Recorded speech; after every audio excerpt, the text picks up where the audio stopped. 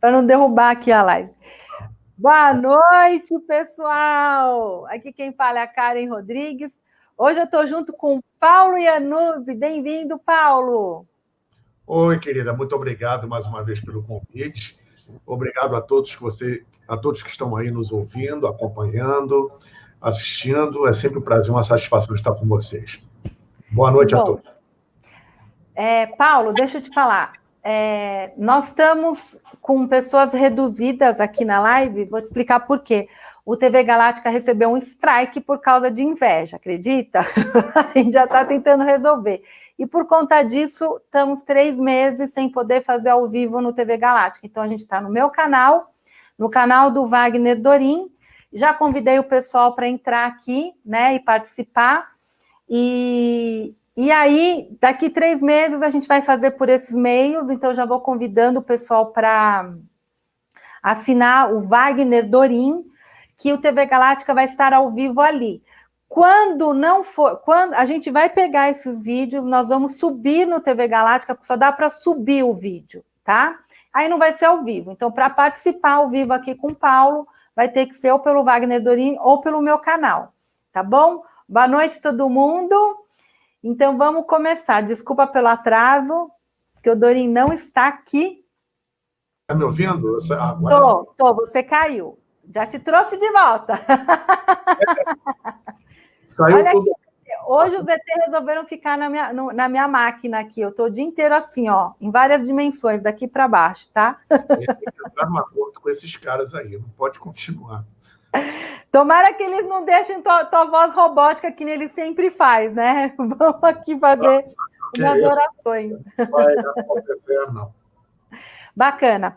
Paulo, a gente combinou de falar sobre as cidades intraterrenas. Então, vamos embora hoje? O microfone é teu. Sim, vamos falar também sobre, até pelo que você tinha sugerido, não tem muito tempo, atrelado a isso a grande fraternidade branca universal, que a gente puder abordar aí, uma coisa está ligada à outra, né? Bom, enfim, obviamente outro assunto polêmico, porque muita gente pensa que cidades subterrâneas, intraterrenas, em princípio, obviamente, não existam, e se existe, é tudo físico. Não, a maioria não é nem desse plano físico, tá? É no plano extrafísico, etérico e astral, principalmente etérico, né? Essa questão dos reinos subterrâneos é muito antigo nas literaturas das civilizações antigas, né? Especialmente as orientais, tá?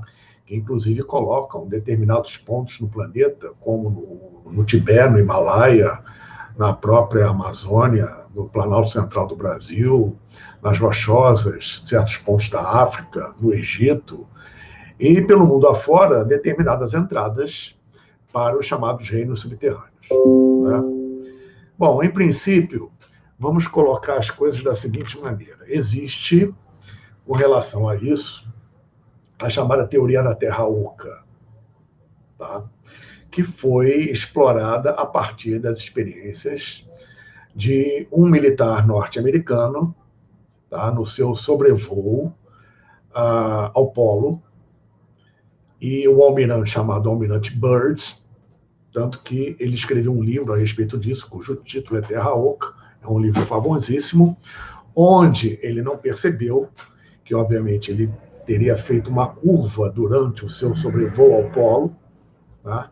E nessa curva ele teria adentrado na grande abertura polar que existem, segundo consta, não estou aqui afirmando nada, mas segundo consta, uma abertura polar norte e uma abertura polar sul para outro tipo de ambiente, né? E, ao contrário do que ele deveria ver, que normalmente estava vendo geleiras, gelo, Oceano Ártico, Antártico, etc. e tal, ele começou a ver vegetação, florestas e animais, num lugar onde, pelo menos em tese, não poderia existir nada disso. E depois ele chegou à conclusão que ele fez essa curva e conseguiu, obviamente, adentrar num outro ambiente, abaixo do nível de crosta que nós temos, apresentando um calor uma temperatura incomum e esse tipo de fauna e flora incompatíveis com a região. Uma série de estudos foram feitos, baseados até justamente nesses estudos e livros antigos, das civilizações antigas, que mencionam justamente os chamados reinos subterrâneos, e daí se formou a teoria vigente física atual sobre a Terra Oca e etc. E os nomes que nós encontramos nos livros são nomes milenares, utilizados justamente por essas culturas orientais, principalmente a védica e a egípcia. E a nomenclatura básica vem do sânscrito e do Devanagari, que é a língua sagrada védico-sânscrito. Né? Termos como Agartha, Shambhala e etc, etc, etc. Que em tempos imemoriais estiveram no plano físico. É interessante ressaltar, aí nós vamos rapidamente retomar a questão do Brasil pré-histórico, que antes mesmo de Shambhala existir no plano físico aqui no nosso planeta, como existiu, como sede física da grande fraternidade branca universal. Na Mongólia, né, no deserto de Gobi, ela já tinha existido no plano físico bem antes disso, aqui no Planalto Central do Brasil, tá? Próximo à Serra do Roncador, na verdade, na própria Serra do Roncador, naquela região, com o título de Templo de Ibis, que é uma literatura bastante interessante, bastante esotérica, oculta, e como já foi dito, inclusive pelo próprio Cristo e outros avatares, não há nada nesse período agora de transição que seja oculto, que não será revelado. Então, existe muita informação que está sendo aflorada, está sendo colocada a público, ultra esotérica, e que, para quem tem olhos que vejam, para quem tem ouvidos que ouçam, e saibam, obviamente, fazer seus filtros diante da balbúrdia positiva e negativa de informações e de seguidores dessas informações, muitas não tem nada a ver, e outras, obviamente, são arremedos do que realmente existe em termos de estrutura e fundamento, típicos de final de Kali Yuga, que gera confusão, né, com respeito a justamente essas informações. Então, o filtro para o buscador precisa ser muito grande, né, porque a base necessária para se ter um fundamento firme está no que é realmente mais antigo e mais estruturado ao longo desses milênios todos. Muito bem, então, dentro da formação do nosso planeta, remetendo a eras muito remotas em relação justamente às raças raízes, já mencionadas em lives anteriores, material que você encontra em várias literaturas, como a literatura teosófica de Blavatsky, por exemplo, e outras dentro da própria teosofia, e outros, né? Fazendo justamente esse filtro e encontrando as informações corretas, e você apanha muito durante a vida, justamente para ter algo bastante substancial, né? E principalmente iniciática, a partir do próprio iniciado, você como iniciando e iniciado, dentro do processo, que é uma aquisição de conhecimento não só novo, mas uma competência espiritual outorgada pelo alto para lidar com aquela informação, né, para a sua evolução espiritual, e, obviamente, espelhando isso para as outras pessoas. Por isso que a responsabilidade, obviamente, aumenta, né, quando, por exemplo, nós transmitimos essas informações ao público, porque nós incutimos certas coisas, né, nessa transmissão, e quando a transmissão parte de uma base, uma premissa errada, a responsabilidade é enorme, né? E a gente acaba atrapalhando mais do que ajudando. Mas voltando a essa questão, até mesmo teosófica, etc. Nas raças raízes, né, a primeira, lembrando, Hiperbórea, a segunda, Gondwaniana, a terceira, Lemuriana, a quarta, Atlante, a quinta, a nossa, Caucasiana, Ariana, a sexta é a que vem por aí, no Brasil, o Homo cósmicos é a sétima andrógena, né? Nós temos, no passar dessas raças raízes, todo um processo evolutivo e, nos períodos mais remotos, essa formação que veio para o nosso planeta é comandada, obviamente, por seres da hierarquia do próprio Sistema Solar, aliada a outras hierarquias que vêm de fora, que nós aqui, hoje em dia, principalmente, e no passado recente, dentro dessa estrutura, eu falo passado recente de 10 mil anos atrás, que, por exemplo, na literatura hindu, nós conhecemos como Asuras, os Prajapatis, os Agnisvatas e por aí vai, né? São hierarquias que demandam um comando em relação ao nosso próprio processo evolutivo. E seres que a grande maioria de nós nunca ouviu falar, mas que fazem parte do que depois foi formada no planeta, né? Juntando, na verdade, outros seres do nosso próprio sistema, mais de ondas e cadeias superiores, como os próprios senhores de Vênus, criando, consequentemente, a chamada Grande Fraternidade Branca Universal, com sede em Shambhala. Bom, vocês desculpem eu estar andando assim rápido e pode parecer uma forma confusa de falar, porque é muita informação para pouco tempo, né?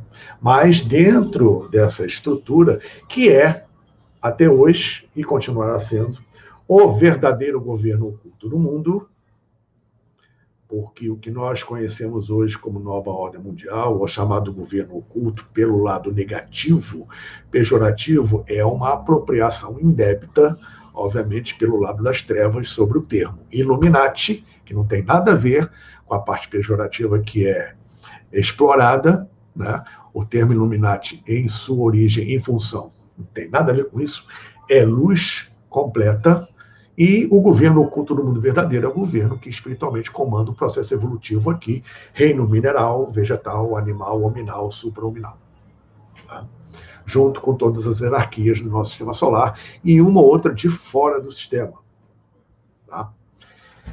Então, essa estrutura se organizou e as primeiras raças se formaram aqui. Tá? Houve um período no Satya Yuga, por exemplo, a Era Dourada, em que os deuses conviviam com os homens aqui encarnados e tal, isso aí a gente já sabe, a gente já comentou, etc e tal. E se formou lentamente a estrutura que nós conhecemos hoje como a Grande Fraternidade Branca Universal, que é muito mais abrangente, muito mais profunda do que o entendimento sobre apenas mestres ascensionados. A Grande Fraternidade Branca não é composta só de mestres ascensionados, é uma egrégora enorme, espiritual, de N hierarquias, com essa função de gerenciamento evolutivo de todo o processo dos reinos físicos e não físicos da Terra. E o seu comando está no plano espiritual, em Shambhala, que abarca justamente uma região intraterrena, mas não no plano físico, chamado Agartha. Então, os anais da literatura antiga, das civilizações antigas e dos conhecimentos esotéricos ocultos da pré-história do Brasil falam justamente das entradas subterrâneas, principalmente no Brasil, para esses reinos, onde existe uma pequena contraparte física que vai dar acesso à contraparte não física, que é a grande maioria. Eu não estou dizendo que não possam existir seres físicos em bolsões dentro da crosta, tá? Mas as grandes bases, as grandes cidades, o grande comando espiritual, e da onde saem mais de 80% dos UFOs, dos discos voadores, é lá de baixo. Tá? E nós vemos isso na literatura dita espiritualista e até mesmo religiosa ao longo dos séculos, até em algumas orações e até em algumas liturgias. Ou seja, o indivíduo, no seu processo, ele primeiro vai lá para baixo para depois eclodir, né? Então, existem regiões que são chamados infraeros, que são regiões realmente de um astral bastante complicado, bastante pesado, como existem outras regiões de frequências bastante superiores, bastante sutis, onde até mesmo hierarquias extraterrestres mantêm suas bases.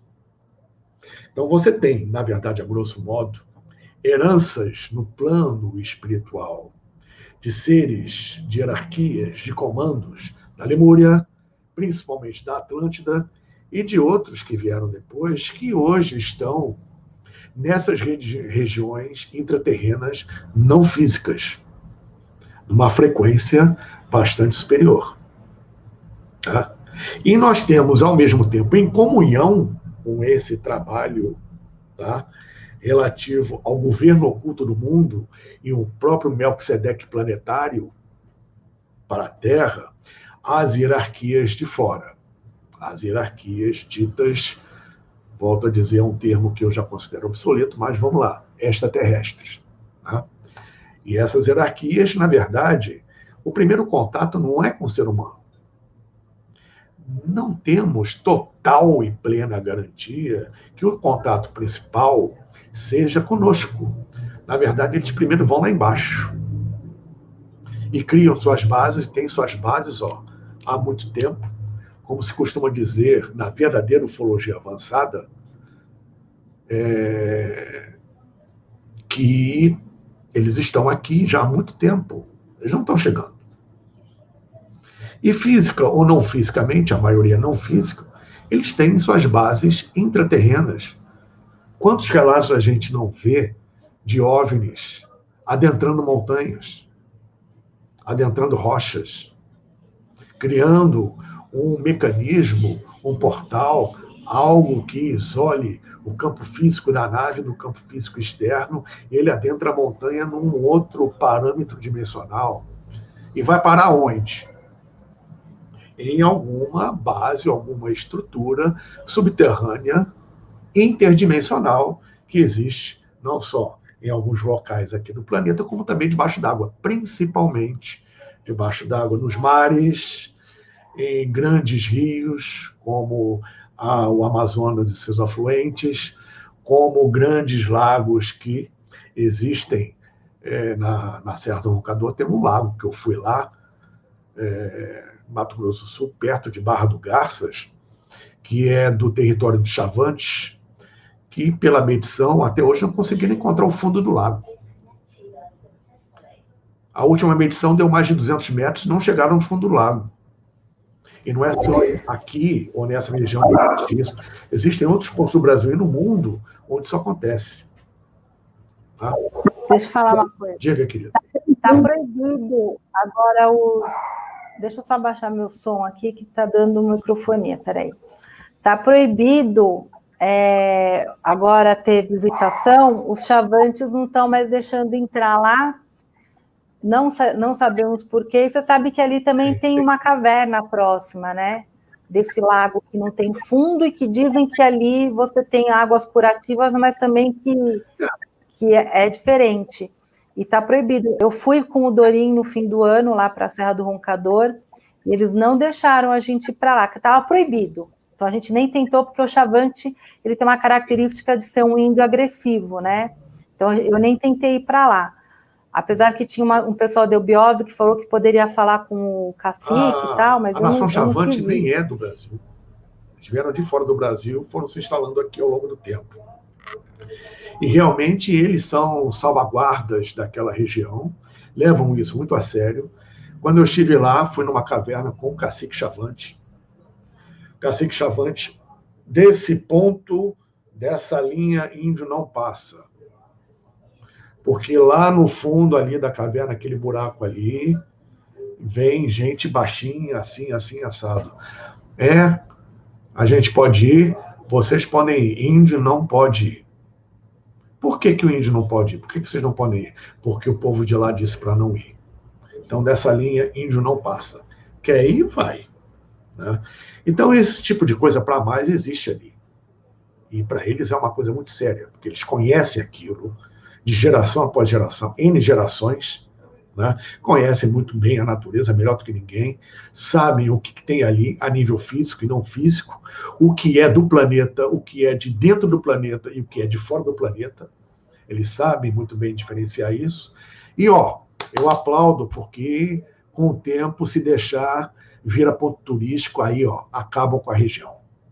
Eu considero que determinadas regiões têm que ser preservadas, porque, infelizmente, o ser humano ainda não tem maturidade de lidar com isso, né? Acabam, destroem a região, né?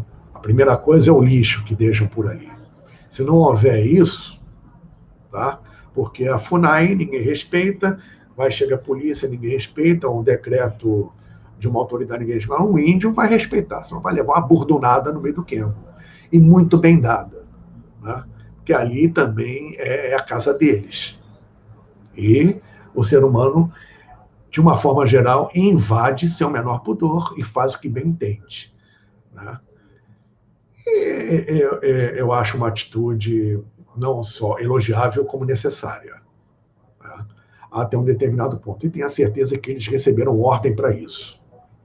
Da onde veio isso? Obviamente não é daqui, das autoridades daqui, do nosso plano físico ou do nosso meio social comum, que o ser humano acha que é alguma coisa, né? Eles tiveram uma ordem de cima, com certeza, incluindo a própria ancestralidade deles, né? Muito bem. Nós estávamos... Tá, então, nesse processo todo relativo aos chamados mestres ascensionados e outras hierarquias relativas à grande fraternidade branca, isso se comunga com hierarquias extraterrestres que têm, por conseguinte, as suas bases dentro desse meio extrafísico subterrâneo, com, inclusive, cidades, né? Quando eu estive juntamente com pessoas amigas, posso citar aqui que são pesquisadores da mais alta qualidade estirpe, que todo mundo já deve ter, obviamente, ouvido falar, junto com a doutora Gilda Moura, minha querida amiga, e outro querido amigo também, o professor doutor L'Oreal Rocha, além de outros amigos, quando incursionamos pela Serra do Roncador já há alguns anos, nós tivemos algumas experiências interessantes, e a Gilda, como hipnóloga relativa ao fenômeno UFO, principalmente, regrediu a todos, né? E todos, num plano não físico, apresentamos na regressão hipnótica experiências com reinos subterrâneos ali no Roncador, tá? Além das próprias outras experiências que tivemos lá. E eu, particularmente, lá foi um dos lugares principais, além da Chapada dos Veadeiros, Amazônia, o Egito e outros lugares por aí, Pumapunco, Sacsayhuamán, Peru, tal, cheio, lotado. Além de outros pontos também muito interessantes e, obviamente, o que eu estou passando aqui e outras coisas não é só livresco, né? E isso é muito interessante porque isso vai consolidando determinadas coisas que confirmam o que vem por aí em termos de evolução do ser humano no planeta Terra, quem fica por aqui, quem vai embora, etc.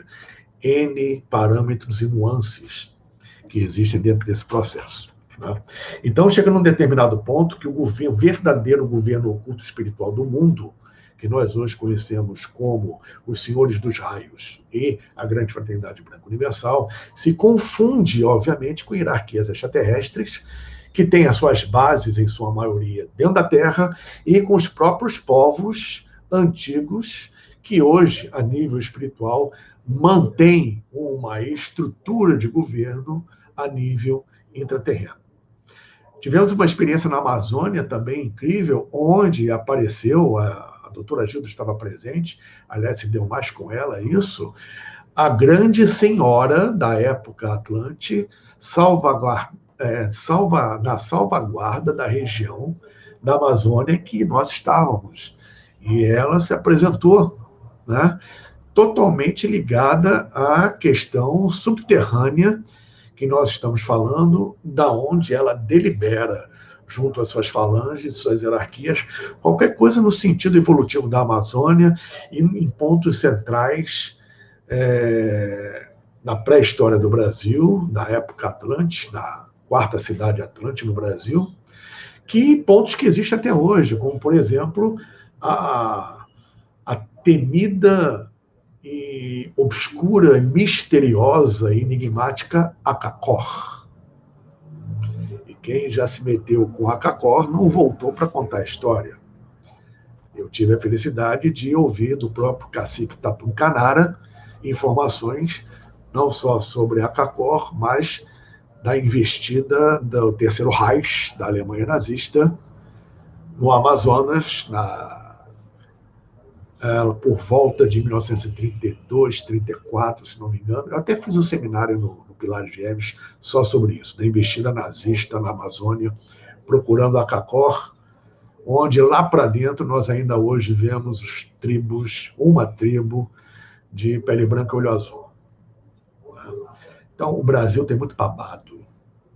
O negócio aqui é muito bom, né? A gente fica perdendo tempo. Não é que perca tempo, mas a gente valoriza demais coisas que não são nossas. A gente tem um manancial aqui enorme, tem que juntar uma coisa ou outra, porque, afinal de contas, o planeta é um só. E o ser humano é um só. Né? Estamos no período de largarmos determinados conceitos e preconceitos, para de mimimi e essas papagaiadas todas que só nos atrasam. Né? Porque o processo evolutivo, ainda mais nesse período agora, está pegando fogo e o pessoal que continuar nessa, querendo ser esperto, vai ficar para trás. Vai mesmo. Porque até mesmo essas hierarquias intraterrenas estão aflorando e se apresentando cada vez mais em diversos níveis de manifestação. Então, muitas vezes você pensa que está contatando com o seu anjo da guarda, ou contatando com o seu mestre ou mentor espiritual, ou contatando com um extraterrestre. Aliás, infelizmente, o extraterrestre está na moda. Né? Tem que ter um filtro. Então, muitas vezes, você está contatando com um intra dessas hierarquias. E você pode, dentro desse contexto, estar contatando a si mesmo num outro nível de frequência e realidade. Porque nós não somos somente isso aqui, no aqui e agora, tá? E muito menos estamos totalmente aqui nesse invólucro. O nosso verdadeiro eu, o nosso verdadeiro ser, ultrapassam muito a nossa realidade consciencial física. Tá? E se a gente falar só de plano físico, já dá um nó na cabeça.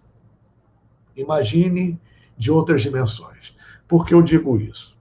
É um exemplo que eu dou sempre nas minhas aulas e congressos e seminários. Hoje em dia, a ciência, principalmente a física quântica, já comprovou que o elétron ele não gira em torno do núcleo atômico. Ele simplesmente está aqui, ele some e reaparece em outro ponto. E assim sucessivamente. Então, os elétrons em torno do núcleo atômico, eles fervilham. Eles praticamente instantaneamente, aos nossos olhos, eles desaparecem num ponto e reaparecem quase que instantaneamente no outro, e assim sucessivamente. Então, se analisarmos a nível micro, em relação à nossa escala de tempo, isso é instantâneo. Mas numa escala de tempo atômica e subatômica, nós não sabemos que escala de tempo é, mas existe um ΔT, um intervalo de tempo entre um elétron sumir aqui e aparecer ali.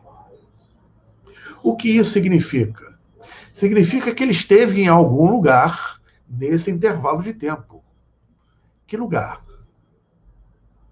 E se você é composto de zilhões de elétrons no seu corpo físico, etérico, astral e mental, a todo momento você não está somente aqui. Pela própria composição eletrônica dos seus corpos. Já pararam para pensar nisso? Pois é. Então, se você consegue harmonizar para que todos os elétrons do seu corpo, que é o que o ET na nave faz, ao mesmo tempo sumam e reapareçam de forma harmônica, ao mesmo tempo, o que acontece como resultante? Você materializa ou desmaterializa o que e quem você quiser, que é o princípio do teletransporte. E esses caras, ou extra ou intraterrenos, dessas hierarquias, fazem com o pé nas costas. E temos relatos disso até dentro de cabine de avião. Verdade. Então, muito do que a gente imagina, né, ser de uma forma, na verdade é outra, de uma maneira bem diferente. Na visão deles, não interessa o que você acredita. O trabalho é feito dentro de um prol para a luz, é o que está valendo. A seu tempo, a humanidade vai entender, compreender o mecanismo disso, porque ainda não existe maturidade para isso, evidentemente, porque é um tipo de tecnologia e ação mental que requer uma maturidade espiritual, obviamente, para que não haja uma autodestruição. É como você colocar um míssil nuclear na mão de uma criança de 8 anos, vai explodir em Beirute. Né? Então, existe já nesse processo de transição planetária, pelo que está sendo propositalmente aflorado, pelo menos informações e conhecimento para situar, e isso está sendo oferecido, no mínimo, situar as pessoas do que elas são, da onde elas vêm, para onde elas vão, que planeta e tipo de planeta que elas vivem, o que realmente nós estamos fazendo aqui e quem está e o que está no nosso entorno. Se manifestando cada vez mais. Então, é um momento único, real, evolutivo na humanidade, em que, infelizmente, os 80% não vai enxergar e vai ficar para trás. Tá? Embora, obviamente, haja tempo, e tempo é uma coisa também relativa. Tá? Existem axiomas científicos hoje que defendem que o tempo não existe. Outros dizem que o espaço está até em função do tempo. Ou seja, uma discordância enorme e, em todos os sentidos, nós temos, a nível compreensão física e espiritual, uma confusão danada, porque cada um hoje faz o seu próprio ritual e faz o que quer e o que bem entende, sem nenhum critério, fundamento, sem nada, mas é típico de um processo de transição planetária de final de Kali Yuga, que é o que nós estamos atravessando. Então, cada um siga em frente, dentro do seu propósito, sem olhar para trás, porque o momento da grande divisão, da grande separação, aí está, né, para uma comunhão. Quando eu falei no início da live com respeito ao processo iniciático, isso é muito sério porque determinadas coisas que são transmitidas, muitas vezes são sob um entendimento, uma compreensão a nível iniciático, mais abrangente, mais profundo, expansão consciencial, espiritual, etc., onde você tem uma visão diferenciada da coisa. Então, se você transmite determinada informação dentro dessa premissa, uma pessoa que não está nessa vibe vai receber essa informação de acordo com o seu ponto de vista, com suas neuras, suas limitações, etc. e tal, e vai, obviamente, dentro de um cadinho particular, interpretar a seu próprio modo e repassar isso. Né? Então, a responsabilidade que transmite é muito grande, porque nesse aspecto vai fazer mais mal do que bem, e a gente vê, infelizmente, muita coisa assim por causa do ego. E o ego, assim como o medo, assim como o negativo, não pode nem deve ser eliminado. Ele precisa ser subjugado pelo sua consciência e a sua meta e o seu foco consciencial voltado justamente para um processo evolutivo. Agora, cada um, obviamente, tem escolha, porque, como eu costumo dizer, energia não tem sexo. Cada um faz o que bem entende, com o conhecimento que adquire. Mas quando você volta isso para a luz, evidentemente, é uma alavanca, como sempre digo, muito fortalecida. Então, dentro desse âmbito todo, nós temos uma atuação, uma manifestação de nível intraterreno. Isso existe, isso se manifesta, na maior parte das vezes de forma anônima. As pessoas ainda têm uma dificuldade em absorver esse tipo de informação, e isso, obviamente, é e será sempre respeitado, mas não impedirá que eles cumpram o seu cronograma de trabalho e exerçam a função deles. E quem está, obviamente, preparado de uma forma ou de outra, de forma consciente ou inconsciente, para absorver essas informações, esses estímulos, esses caminhos para o seu desenvolvimento pessoal e estender isso justamente a outros que entrem nessa frequência vibratória, eles vão fazer, vão continuar fazendo, porque o momento é esse, de aflorar justamente não só esse conhecimento a nível espiritual e relativo ao governo oculto do planeta real e verdadeiro, a nível da luz, né, como as hierarquias que vêm de fora do planeta, que já estão aqui há muito tempo, raros, continuam vindo, e a base disso tudo, que é realmente de face intraterrena. Nós temos, vamos dizer assim, aberturas físicas que facilitam ou são indicadores, indicativos do início da compreensão e da prática em relação aos reinos subterrâneos, né? Onde, repito, a maioria não é física. Mas, como nós estamos no plano físico, vivendo, evoluindo sob uma tridimensionalidade, tá? Com um aspecto relativo à expansão de consciência em 4D até 5D, em raros casos, não são tantos quanto se imagina, tá? Esse processo requer o referencial físico. Isso, por exemplo, é um princípio cabalista. Qualquer coisa a nível não físico, a nível espiritual, ela precisa e vai se manifestar a nível físico. Você está aqui encarnado num corpo 3D, num planeta 3D. Então, se você faz uma oração, aquele pedido ou aquela energia, aquela frequência volta, experimentando o que você precisa no plano físico, para até ver se você tem maturidade e competência em lidar com o que você mesmo pediu. Tá? Então, existe sempre uma referência interdimensional. Então, existe uma referência de abertura ou ponto planetário a nível físico que é utilizado e funciona como uma ponte para um reino subterrâneo não físico.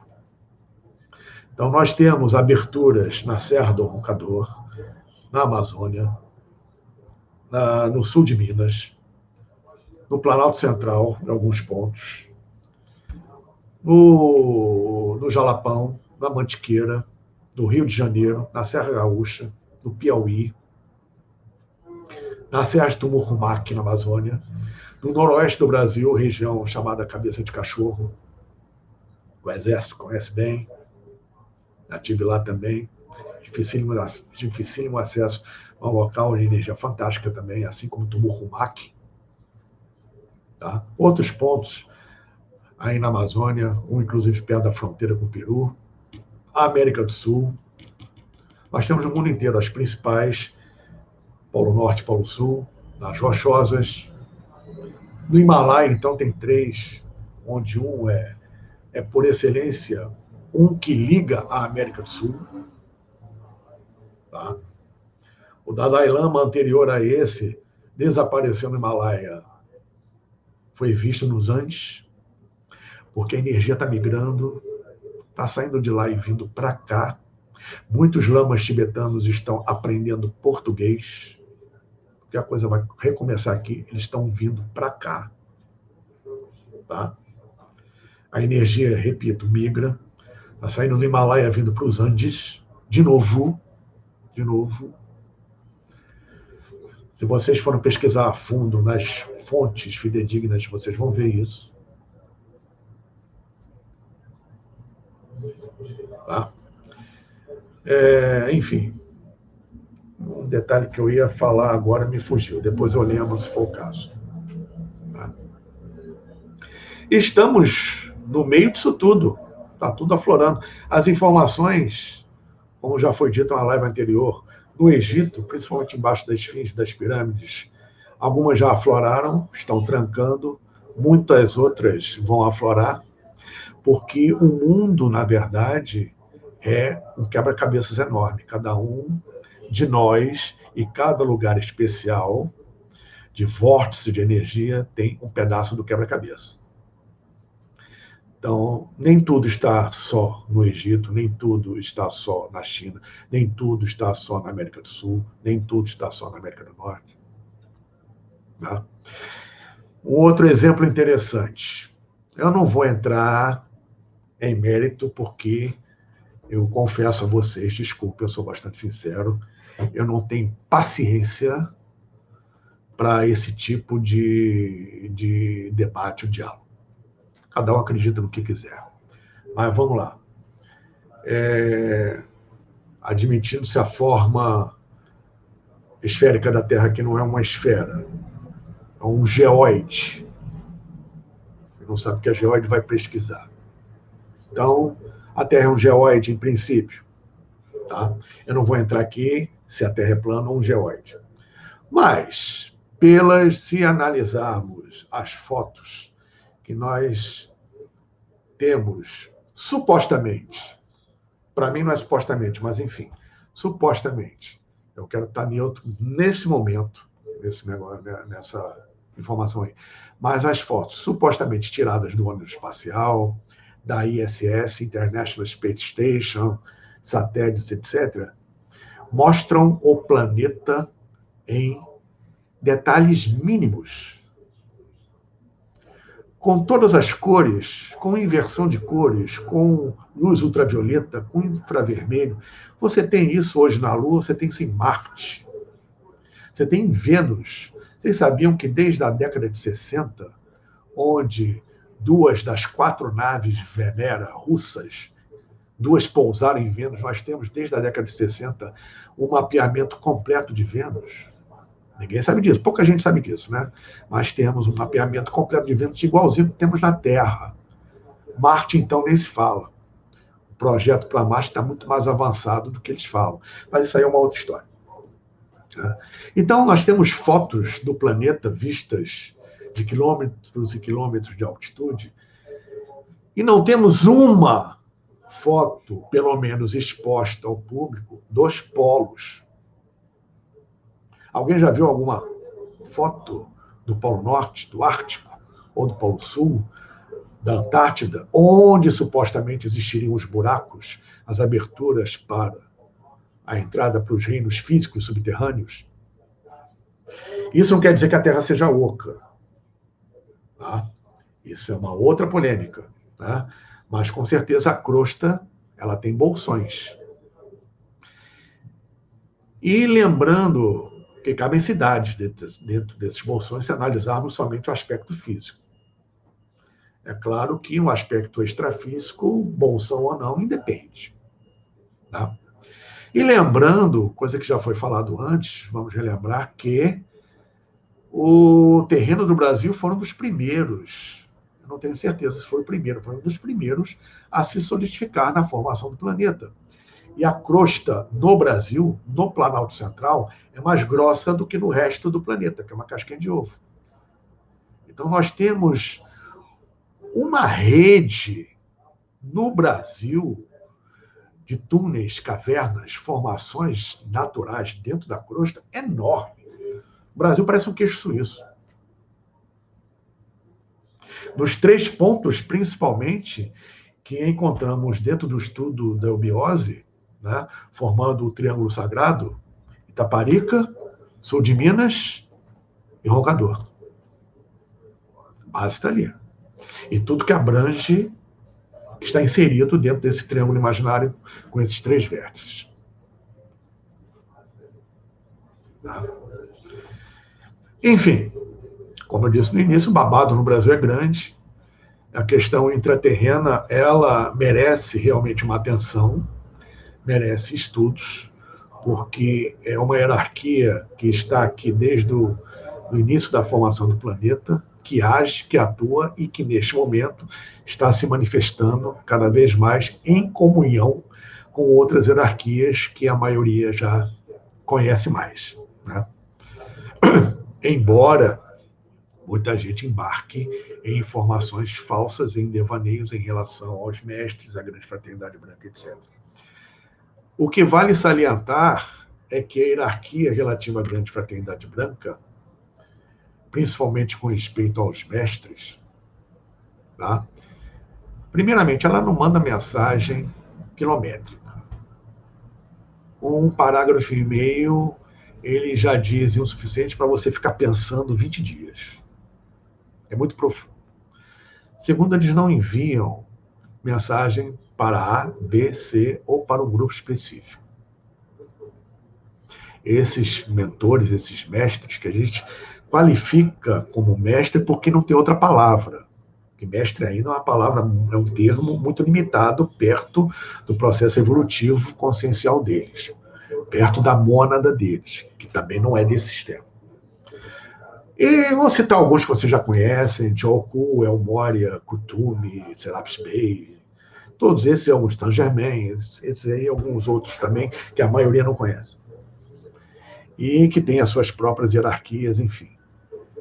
Então, esses caras, como estão num nível atemporal, onde o tempo funciona completamente diferente, eles mandam um pensamento incutido de vontade de manifestação para o sistema solar todo, para o universo todo. O canalizador aqui embaixo capta isso e, entre aspas, traduz essa mensagem, onde, né, é inevitável, muito da mensagem vem do próprio mental do médium. Isso é inevitável. Tá?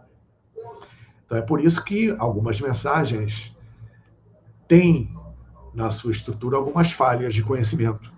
Que um mestre desse, um extraterrestre, que não vai assinar, tem. Raramente eles dizem. Né? Quem são? Porque não existe ego nesse sentido.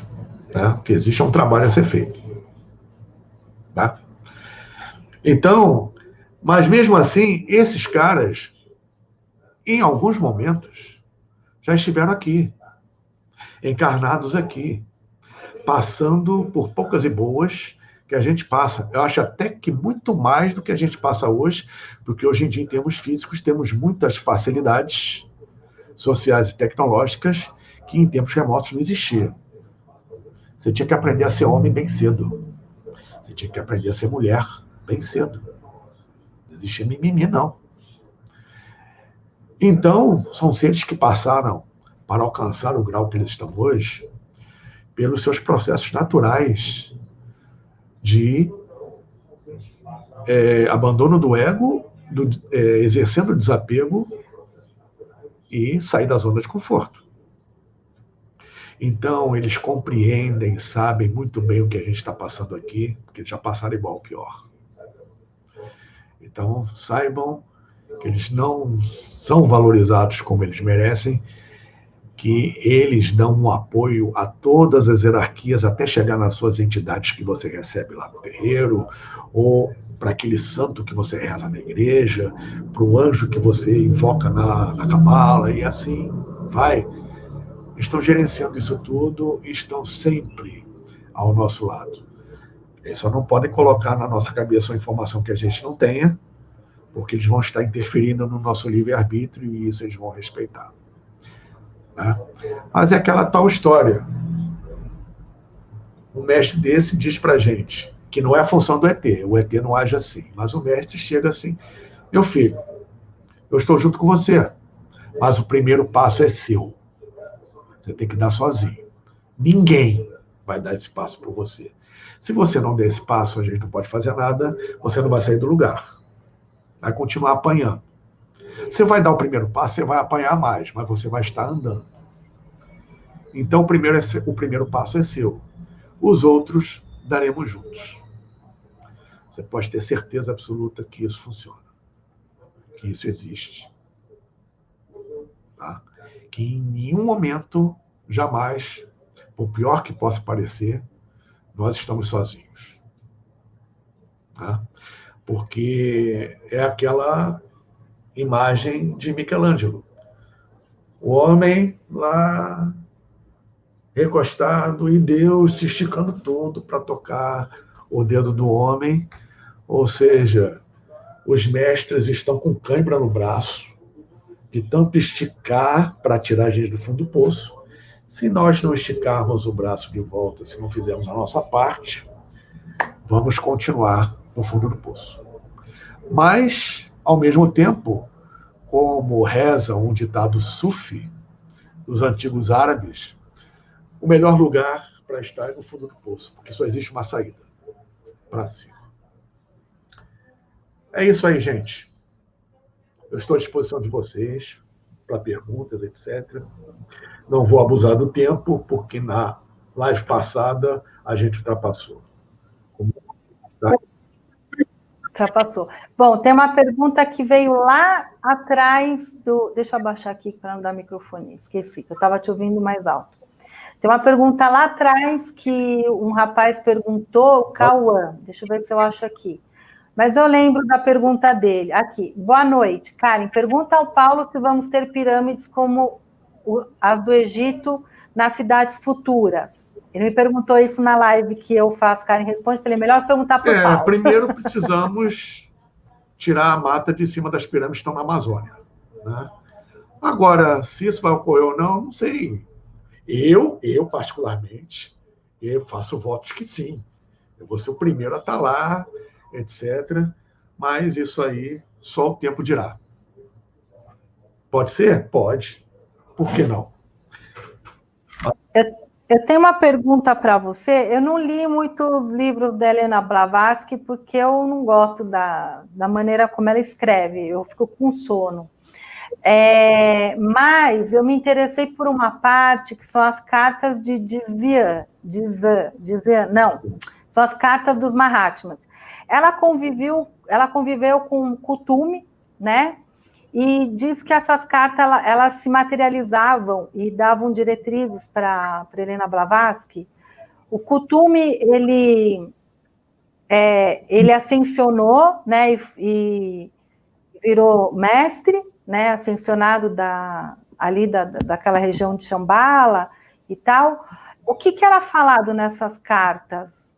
Você sabe falar alguma coisa sobre isso? Olha, eu concordo com você, porque a Blavatsky era muito sui generis em determinados pontos, tá? E até mesmo radical, concordo. A forma de linguagem dela era proposital para filtrar muita informação em relação à época, porque a época dela teve um boom de esoterismo, ocultismo, era a Golden Dawn de um lado, com a Aleister Crowley, era o kardecismo, era isso, era aquilo. Então, para filtrar determinadas coisas, ela escreveu naquela linguagem que é realmente chatíssima, concordo com você. Né? E só uma observação, ela, quando escreveu Isso Sem Véu, que foi o primeiro que ela escreveu, né? Todo mundo reclamou, essa linguagem está muito difícil. Aí diz, não, eu vou dar uma aliviada. Aí ela escreveu a Doutrina Secreta. Os 2 primeiros volumes. Aliviada, desculpa, porcaria nenhuma, né? Então você tem que ingressar em muito estudo, tem que ter realmente paciência com a Blavatsky. Por isso que, junto com a Blavatsky, eu sugiro, né, dentre outras literaturas, se é que eu posso fazer isso, literaturas da eubiose, por exemplo, né? E de outras sociedades secretas. Você pensa um pouquinho de cada e trabalha também com sua intuição, você vai chegar em lugares muito bons. Agora, dentro do que você perguntou, existiu com ela a manifestação do mestre Jokul, o mestre Elmoria, e, no caso do templo de Darjeeling, na Índia, e Kuthumi de Kashmir. Tá? Esses 3 passaram informações para ela em relação a toda a estrutura relativa ao comando dos Manus, que são aqueles seres que gerenciam a evolução de uma raça, junto com seus principais e respectivos Mahatmas, né? que quer dizer grande alma. Maha, em sânscrito, é grande. Atman é alma. Então, são as grandes almas ou os Mahatmas. Também entendido como Bodhisattvas, né, que já é um outro processo evolutivo interessante. Como, por exemplo, na linhagem de Siddhartha Gautama, né, como Buda Shakyamuni, porque é da linhagem de Avalokitesvara ou Cherenzig, né, que é o Bodhisattva ou Mahatma da suprema e infinita compaixão. Então você tem aí os vários tipos de Buda ou Mahatmas, principalmente os 5 Bodhiani, né, onde o gerenciamento evolutivo do planeta é explicado de uma forma mais próxima ao entendimento humano pelos mestres nessas cartas que você mencionou. Elas dão toda a estruturação para o entendimento hierárquico e objetivo do mecanismo desse processo todo para a humanidade, a partir da sua origem de outras cadeias, de outros planetas, né, do nosso sistema e de fora. Fechando, por exemplo, aqui dentro do que você falou, né, realmente algum material era materializado, e o livro de Urântia, por exemplo, na sua origem, eram feitas perguntas escritas e colocadas num cofre, e depois, quando eram verificadas na semana seguinte, só tinham as respostas. Tá? Então, grande parte do próprio livro de Urântia, recentemente, ou seja, 1910, 1908 para cá, que em relação ao que estávamos falando é bem recente, né? Foi estruturado dessa forma. E é uma Bíblia enorme, assim como essas cartas, né, que formam um conteúdo bastante interessante e digno, obviamente, de um aprofundamento quando houver essa necessidade. Na verdade, o aprofundamento em determinados conhecimentos, você sente essa necessidade, ela se apresenta a você dentro do que você precisa. Porque você acumular conhecimento, simplesmente por acumular, ou para dizer que tem, você está jogando patrimônio no ralo, porque você está ocupando espaço nos seus neurônios que não vai usar para nada. Então não adianta ficar acumulando conhecimento que você não vai usar, porque conhecimento não utilizado é patrimônio jogado pelo ralo. Tá? Então não façam isso. Muito bom! Essa aula tua, eu amo tudo isso que você está falando, mas eu amo assim, e você falou tão lindo, tão bem explanado, que foi muito bom, porque a minha galera entende bastante da Grande Fraternidade Branca, Some Lighthouse, e essa parte mais aprofundada, histórica, que você contou, da maneira, né, ficou bem, bem explicado. Depois a gente... Bom, Paulo, você está toda sexta-feira comigo aqui, porque ele está dando aula e arrasa o tempo todo. E, Paulo, eu quero ser igual a você quando eu crescer. Eu acho incrível você falando. Gente, a gente precisa subir essa live no Instagram também do TV Galáctica, e não pode passar de 50 e poucos minutos. E passou. Com certeza vai ter que cortar algumas partes. O Dorinho já veio aqui reclamar. Você conversou sobre o que aconteceu? Já falei.